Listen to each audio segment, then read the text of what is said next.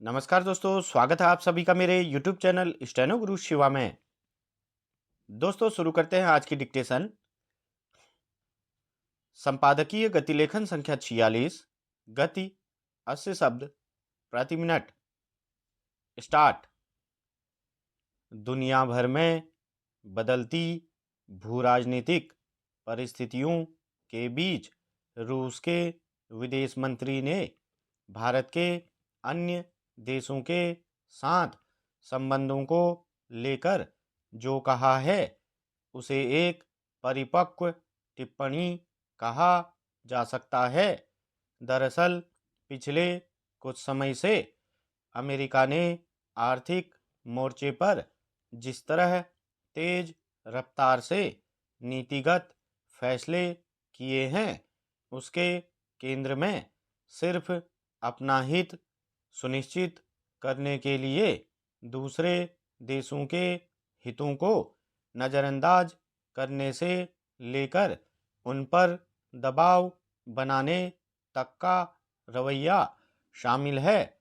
इस क्रम में भारत कुछ ज़्यादा ही निशाने पर लगता है, क्योंकि अमेरिका ने शुल्क लगाने से लेकर रूस से तेल आयात करने पर जुर्माना लगाकर कई तरह से भारत पर दबाव बनाने की कोशिश की, मगर भारत के लिए सबसे अहम चुनौती यह है कि वह किसी भी देश के नाहक दबाव के सामने किस हद तक समझौता कर सकता है।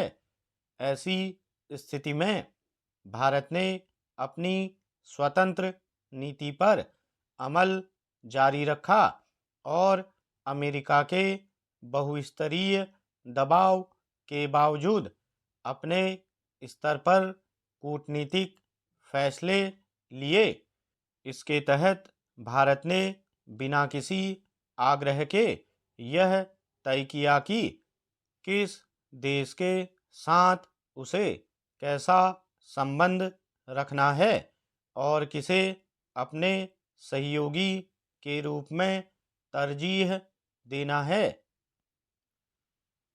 कायदे से भारत के इस रुख से किसी भी देश को उग्र नहीं होना चाहिए था, क्योंकि इसमें अन्य देशों की उपेक्षा या किसी के विरुद्ध कोई नीतिगत दखलंदाजी नहीं है।